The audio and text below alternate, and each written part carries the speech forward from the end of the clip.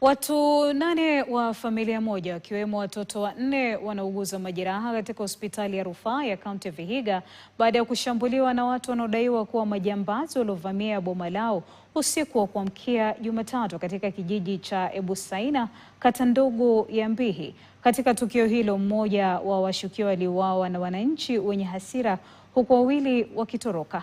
Mwanahabari mwenza Violet Auma na taarifa hii. Familia ya Violet Kanyanga katika kijiji cha Ebusaina, kata ndogo ya Mbihi, kaunti ya Vihiga, inakabiliwa na maumivu baada ya usiku wa hofu uliogeuka jinamizi. Watu watatu waliokuwa wamejihami kwa silaha hatari wanadaiwa kuvamia boma hilo na kuanza kuwashambulia.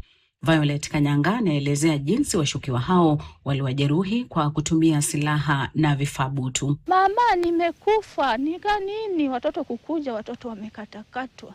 Nikachukua watoto nikapeleka kwa jirani.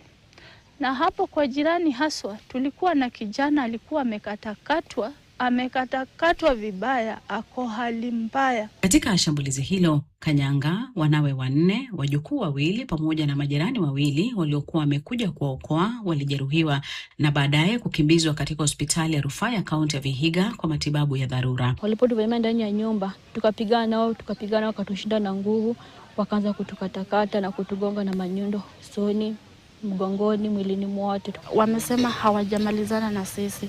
Hata kama itachukua muda upi, watarudi. Kufika kwa hospitali, nikapata huyu wenye mimi nilienda kuita wakuja wanisaidie. Mmoja wao pia ameumizwa. Kichwa wakashona, mtoto wangu wakashona kichwa, wakashona mkono. Huyu mwingine wakashona kichwa, wakashona mkono. Mtoto amekatwa mapacha. Panga 2, moja hapa, ingine hapa. Mmoja wa washukiwa hao aliyetambuliwa kwa jina Benjamin Mayodi maarufu Kiptoo alinaswa na wananchi na kupigwa hadi kufariki, huku washukiwa wengine 2 wakifanikiwa kutoroka. Huyo kijana aliachiliwa, evidence ilikuwa na serikali inamjua sio kijana mzuri. Sasa iliachiliwa tu yenyewe ikijua what is happening. Lakini sasa mimi nashangaa serikali iliwachilia hawa watoto after killing 5 people, a father, a mother na watoto 3. So tunashangaa wenye serikali iliwachilia hawa watoto, sasa hatujakuwa na usalama tena.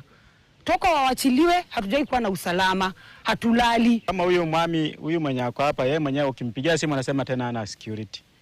Mimi nilichukua jukumu nikaenda paka kwake.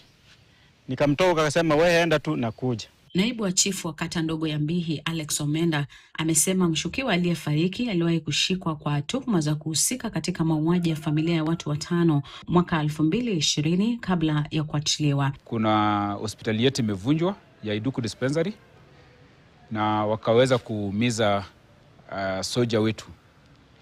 Kuna nyumba zimeporwa, ng'ombe zimeibwa, boma 2 ng'ombe zimeibwa.